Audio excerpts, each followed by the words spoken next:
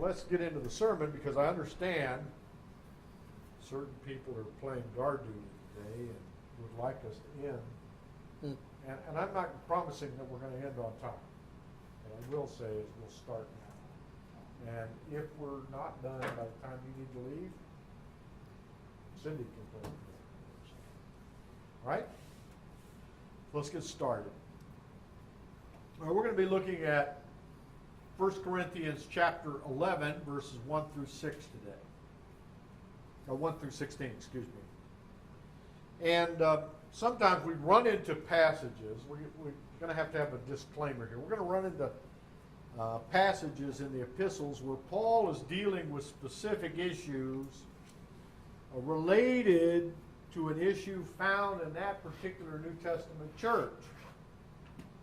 The issue sometimes is related to specifically to cultural distinctions found in that region. Modern commentators sometimes do not have enough information to tell you exactly what the custom and the issues are. When we're looking at an epistle, we're looking at one-sided conversation. We don't know what the Corinthians had written to Paul that prompted his comments in verses 1 through 16. Now, these commentators can speculate, and they can draw conclusions based on their speculations that they gain from gain some support from known practices of other cultures in that region and during that time frame. The passage we'll look at today has many elements that the commentators came to different conclusions on as to exactly what the practice was that Paul was writing about. Today we'll look at the first 16 verses of chapter 11. The issue has to do with head coverings for both men and women. The passage deals with both. There is a debate as to exactly what the head coverings were and how they were used.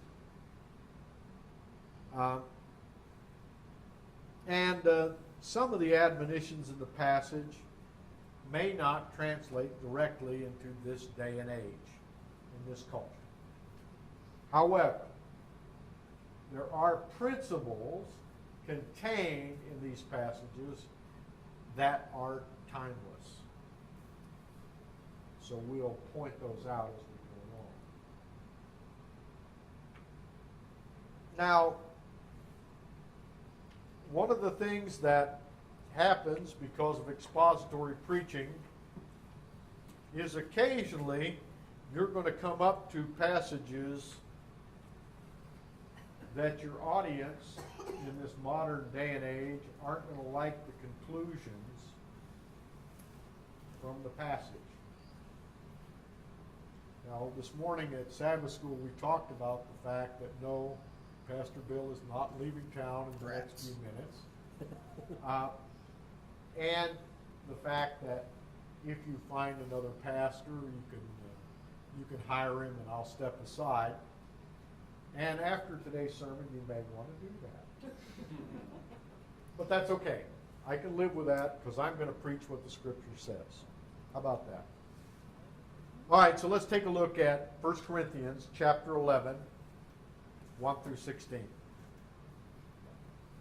Be ye followers of me, even as I also am of Christ.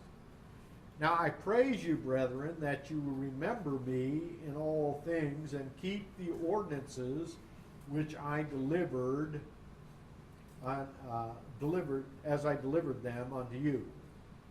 But I would have you know that the head of every man is Christ, and the head of the woman is the man, and the head of Christ is God. Every man praying or prophesying, having his head covered, dishonoreth his head. every woman that prayeth or prophesieth with her head uncovered dishonoreth her head. For that is even as all, even all one as if she were shaven. For if a woman be not covered, let her also be shorn. But if it be a shame for a woman to be shorn or shaven, let her be covered. For a man indeed ought not to cover his head, for inasmuch he is in the image and glory of God. But the woman is the glory of man.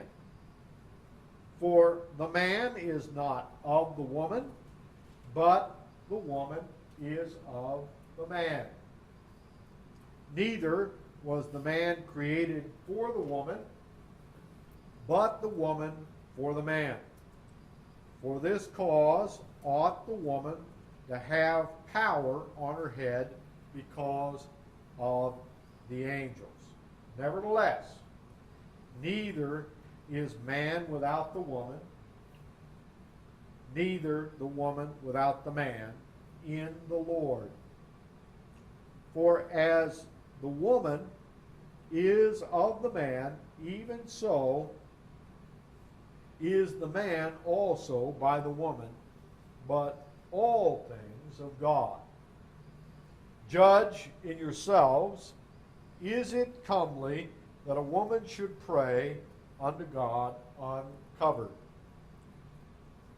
Doth not even nature itself teach you that if a man has long hair, it is a shame unto him?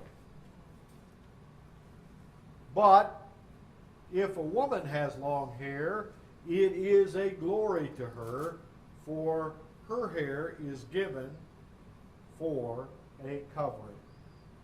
But if any man seems contentious, we have no such custom, neither the churches of God. Okay. Let's begin to unpack this passage. First of all, I've entitled the first 3 verses, All Things Done Decently and in Order. Verse 1 may properly belong to the previous chapter, but it does play well with what Paul is going to say in this passage. Paul is going to discuss the fact that in Corinth, somehow, worship had gotten destroyed and distorted by not following the proper pattern of worship. Paul is telling them in verse 1 that they are to follow him in the same manner that he follows Christ. Here's the point. Don't follow me as I follow Christ. His point is this: there is a certain order for things. Do it as Christ would have you do it. In verse 2, Paul is noting that they had followed him in some areas related to the ordinances. Now this is paradosis, typically translated tradition. So there were certain traditions in the church that Paul had taught that they were following. So traditions, even though sometimes they're looked on as bad, sometimes they're looked on as bad when they're the traditions of men. But the traditions in the church that Paul was teaching, which are called ordinances here, were good, and the people were following those traditions. All right? So the following verses define things of a moral nature, not necessarily of a doctrinal one. In other words, Paul's going to make some comments that deal not with what doctrine they were believing, but with the morality of the way they were practicing their worship. They were doing fine with Paul's instructions. They were doing them just as he had passed them down. They were following his doctrine, but they were having issues related to immorality and the appearance of immorality in their worship practices.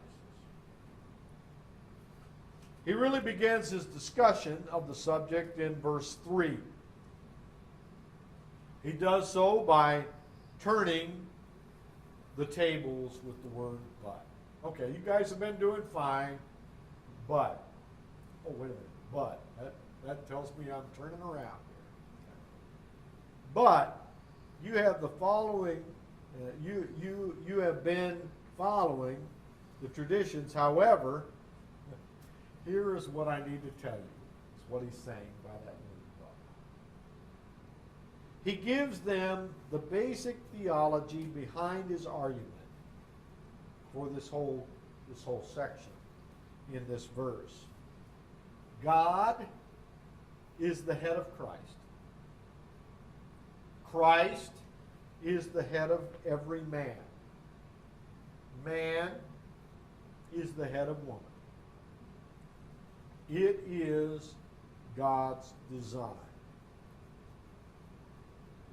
Here the word in Greek for head is kephale. Keepa, the head.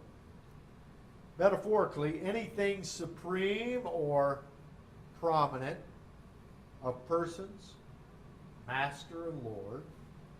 Thayer's notes that this is how the word is used here.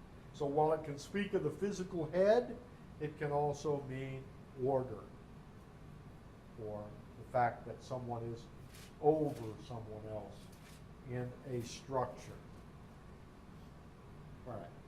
So that's his basic argument that he's going to talk about related to head coverings. God is the head of Christ. Christ is the head of man. Man is the head of woman. All right, proper order in worship, verses 4 through 7.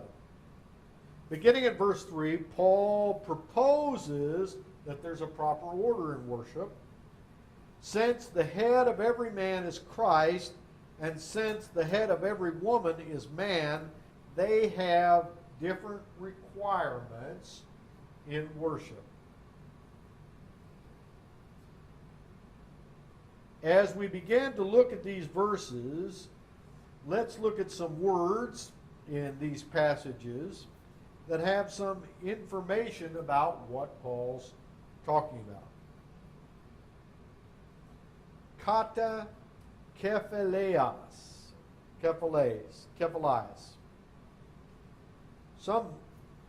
The prepositional phrase used in verse 4 when talking about man's head covering is this. It's different from when it mentions covering for women.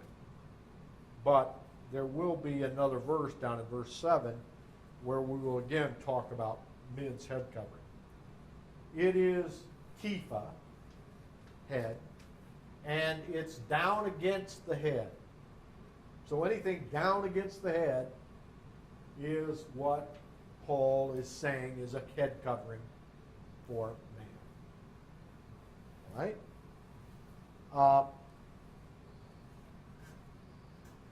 Lightfoot, some rabbis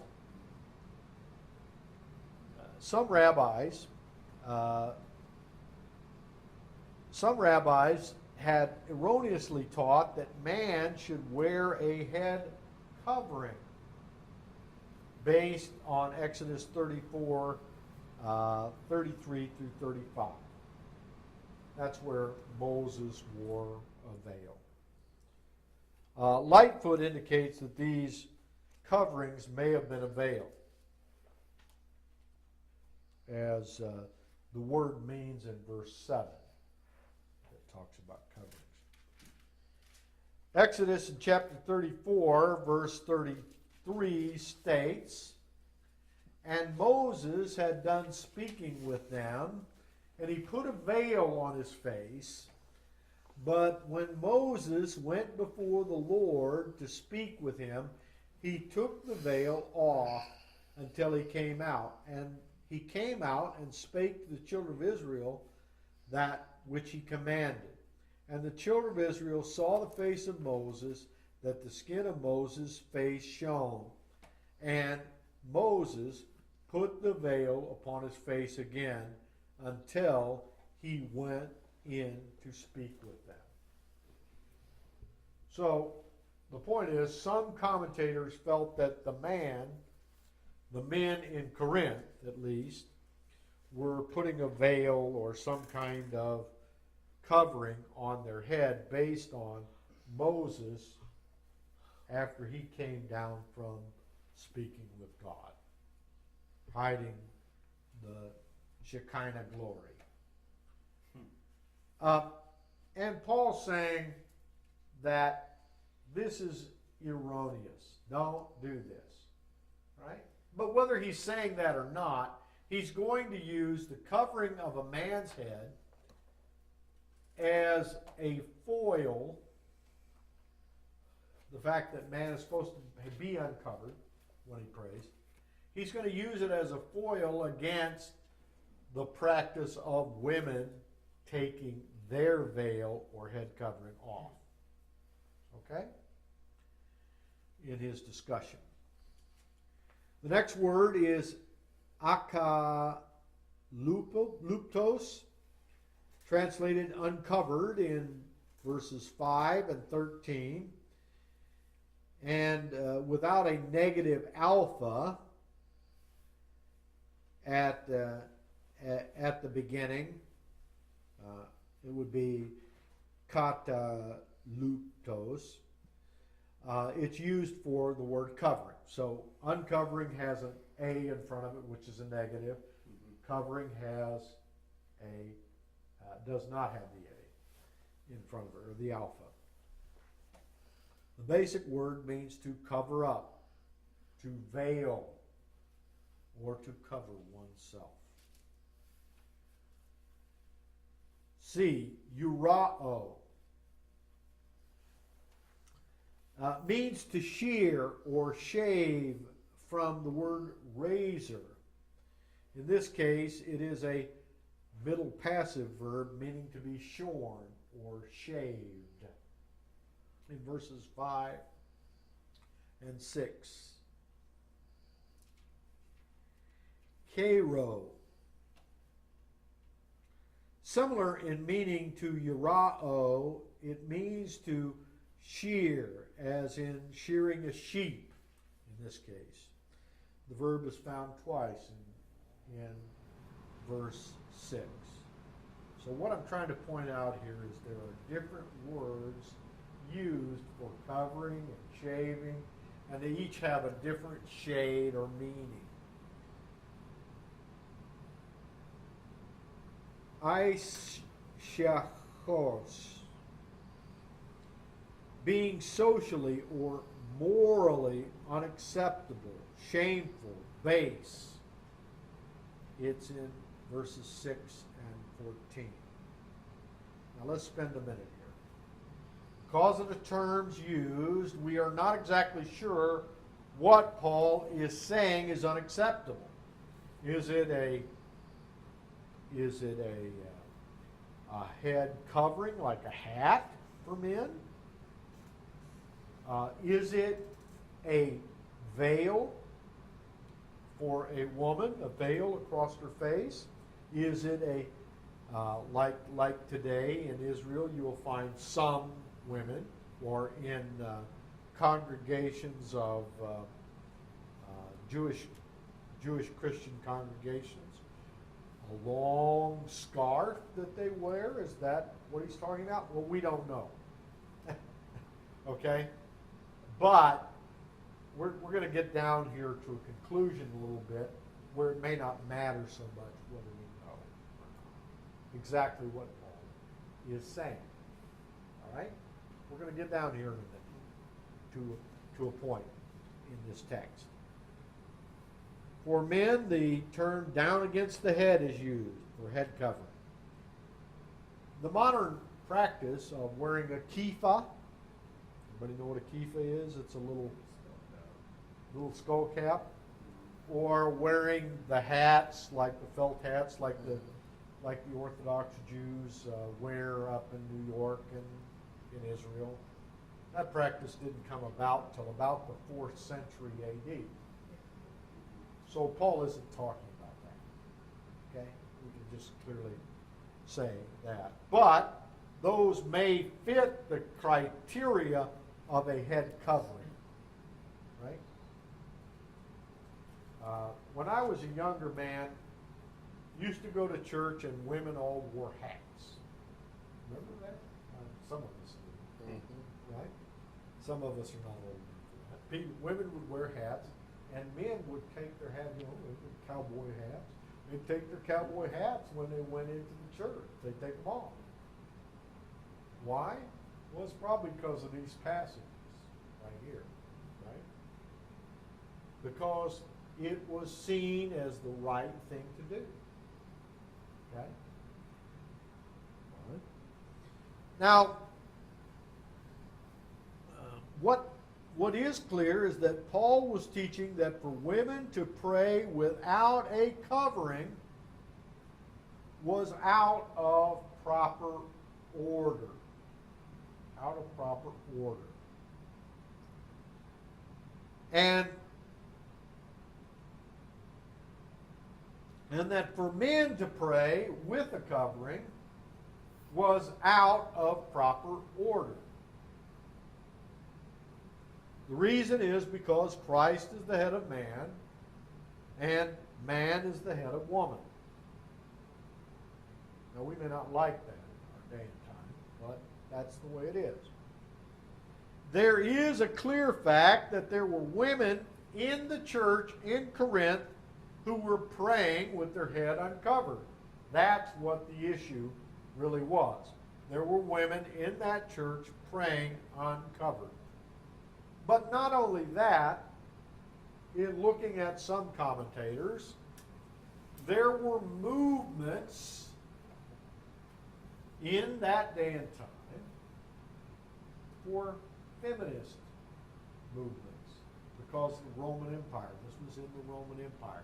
So there were feminist movements throughout the Roman Empire that occasionally rose their ugly heads.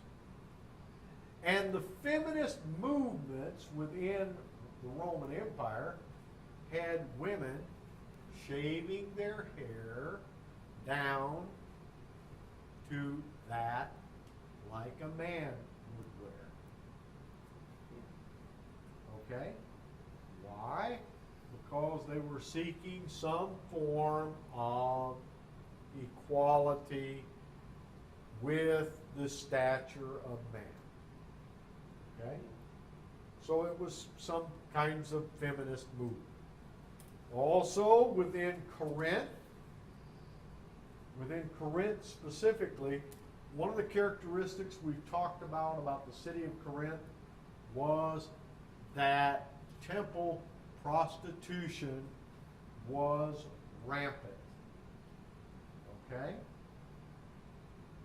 Because there were a lot of pagan temples in Corinth. All right. One of the possible symbols of prostitution was that a woman would not be properly veiled when she was in public. You know, a woman who was unmarried or married, they would put a veil over their face, even in the Greek society, when they went out into the public areas. What this is saying, or what is possibly meant here, and what is possibly indicated, was that to uncover oneself, like the feminists were doing, like the prostitutes did, was a shameful act. Okay? It was an act of shame. That's what Paul says. Now, what we do understand from this is that Paul saw it as a matter of improper worship.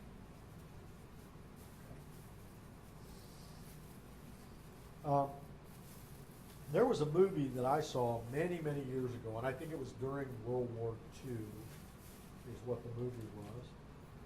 And I don't know, I think it was some French women or something had been captured by the Nazis. And I don't remember exactly the whole story, but what they did was they shaved their heads and let them out in public, let them go. But before they let them go, they shaved their heads. And the reason they shaved their heads was it was seen as a sign of humility or shame. Okay? So these women were shamed in their society because their heads were shaved. Okay. And that is what Paul is talking about when he's talking about the shaving of the head. Okay? And of course, as I said, some commentators put that back on the feminist movements that took place in the Roman Empire. Now, Paul says about this shaving of the head is if they don't wear a head covering, then go ahead and shave their head. But since it's a shame, let them wear a head covering. Since it's a shame to have their head shaved, then let them wear a head covering. Okay? That's what's going on here. It's this interplay, this discussion about covering of the head. All right.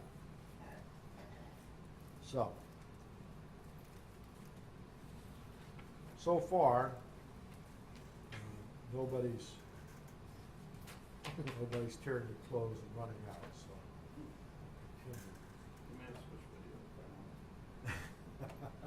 So Paul notes that a woman who should pray after such a manner as having their head uncovered should have their head shaved.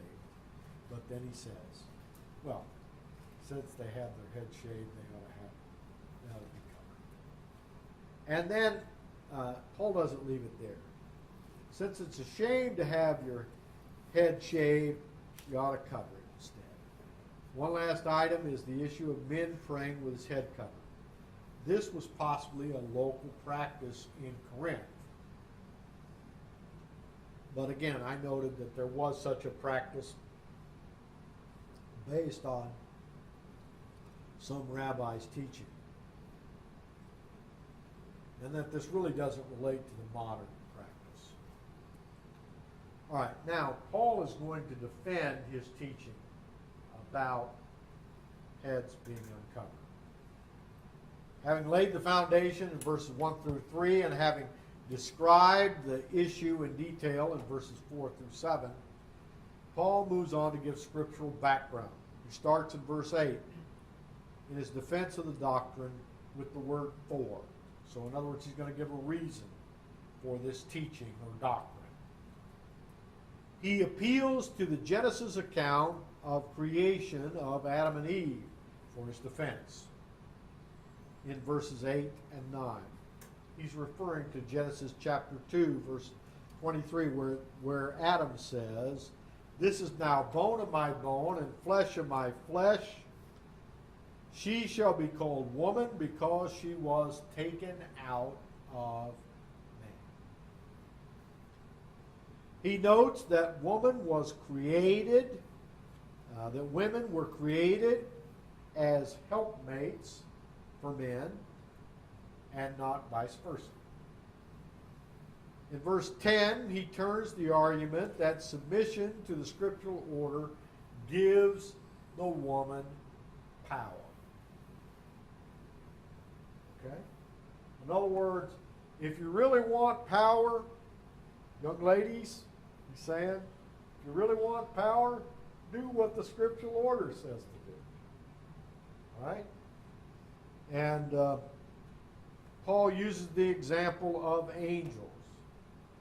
Now, some of the most powerful beings in the world today, or in the universe today, let's put it that way, are angels. They're very powerful beings. Yet, what I will tell you about angels, now we're not talking about demons, we're talking about angels. What I will tell you about angels is they are always submissive to God. He is the higher authority. So Paul uses the example of how even a person who is submissive and humble and does things in a proper order can have power. That's his point. In the Lord, according to verses 11 and 12, in the Lord, both men and women have equal access to salvation. Right? I don't want you to get the opinion that I'm saying that in the Lord, women are submissive to men. But in the natural order, in the family, and in church, Paul says that is the case. But when it comes to salvation, my wife has as much right to go to the throne of God as I do. And you know what? She might be saved and I might not be if I am in a family relationship, even though in that family relationship I'm the head of the woman. If I'm not in relationship with Christ, then I'm lost and she could be saved. All right? So when it comes to access to salvation and in the kingdom of God, where it says that like angels we would not be given in marriage, etc. When we get to the kingdom of God, there won't be this designation that happened between Adam and Eve, and there will be true equality between men and women for the proper order. But now, it's not the case. All right. Having said that, and not seeing any knives, yes, the woman was taken out of the man, yet every man, Paul says, was born of a woman. Guess what? Us men can't be without the women, and the women can't be without the men. Right? Paul argues for the biblical institution of marriage. The Genesis account says in 2:18, "It is not good that a man should be alone. I will make a helpmeet for him." Man was designed to live in a divine partnership with a woman, and vice versa. The woman was created for the man, and the man was created to be with the woman.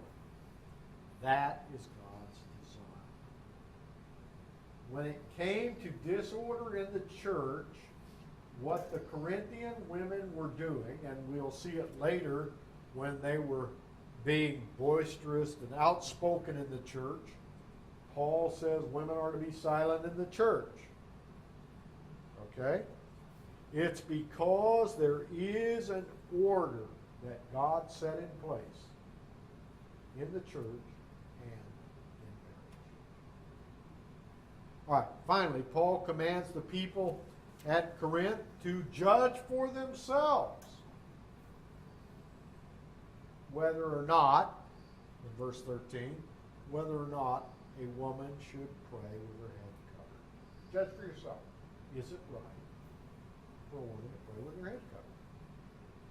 All right, now, turn the page. Because now we're going to move from the ancient practice to a practical reality. And Paul does that. After all, the Scripture is written for all ages. Okay? And I'm going to say that in verse 14 and 16 through 16, he gives an alternative to veils and head coverings. An alternative, a scriptural alternative to veils and head coverings. Here it is.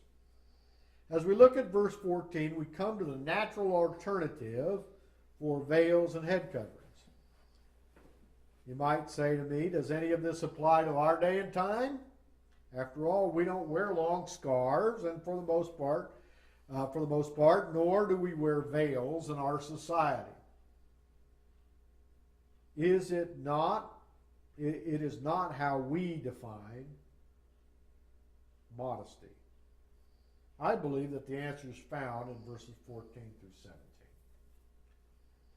Paul indicates that there is a natural provision of a covering. It is long hair. Verses 14 through 17. These passages indicate that there is a biblical mandate for women to pray with their head covered by long hair. There is a biblical mandate that men, in these passages, should pray with their head uncovered, having short hair. Now, what do I mean by that? Because in this day and age, men are wearing long hair, and some women are wearing very short hair. Okay? Well, maybe in this day and age we've got it wrong. That's one thing. But let's talk about the term long hair.